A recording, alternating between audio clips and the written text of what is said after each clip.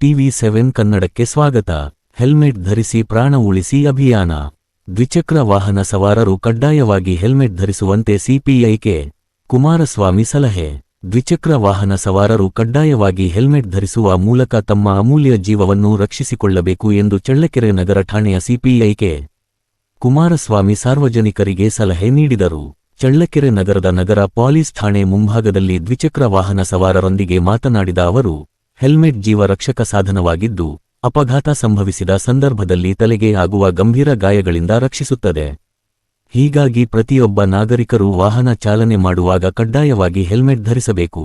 ಆಧುನಿಕ ಜೀವನ ಶೈಲಿಯ ಜಂಜಾಟದಲ್ಲಿ ಕೆಲವರು ಹೆಲ್ಮೆಟ್ ಧರಿಸದೆ ವಾಹನ ಚಲಾಯಿಸಿ ಅಪಘಾತಗಳಿಗೆ ಒಳಗಾಗಿ ಪ್ರಾಣ ಕಳೆದುಕೊಳ್ಳುತ್ತಿದ್ದಾರೆ. ನಿಮ್ಮನ್ನು ನಂಬಿಕೊಂಡು ತಂದೆಯ ತಾಯಿ, ಪತ್ನಿ ಹಾಗೂ ಮಕ್ಕಳು ಜೀವನ ನಡೆಸುತ್ತಿದ್ದಾರೆ.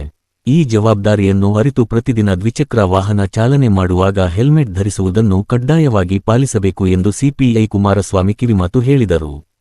ಇನ್ನು ಮುಂದೆ ಸುರಕ್ಷತೆಯ ದೃಷ್ಟಿಯಿಂದ ಹೆಲ್ಮೆಟ್ ಧರಿಸದೆ ವಾಹನ ಚಲಾಯಿಸುವವರ ವಿರುದ್ಧ ಕಾನೂನು ಪ್ರಕಾರ ದಂಡ ವಿಧಿಸಲಾಗುವುದು ಎಂದು ಎಚ್ಚರಿಕೆ ನೀಡಿದರು. ಈ ಸಂದರ್ಭದಲ್ಲಿ ಪೊಲೀಸ್ ಠಾಣೆಯ ಸಿಬ್ಬಂದಿ ಹಾಗೂ ಸಾರ್ವಜನಿಕರು ಉಪಸ್ಥಿತರಿದ್ದರು. ವರದಿ ಮೌನೇಶ ಆಚಾರ್, TV7 ಕನ್ನಡ, ಚಳ್ಳಕೆರೆ.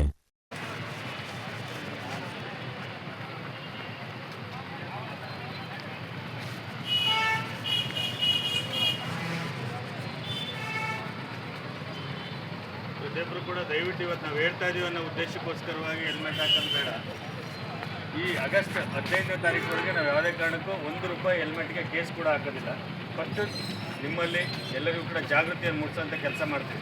ಇವತ್ತು ನಾವು ₹500 ದಂಡ ಹಾಕ್ಬೋದು. ದಂಡ ನೀವು ಕಟ್ಬಿಟ್ಟು ಹೋಗ್ತೀರಾ, ಮತ್ತೆ ಯಥಾಸ್ಥಿತಿ ಮಾರನೇ ಅದೇ ರೀತಿ ಬರ್ತೀರಾ.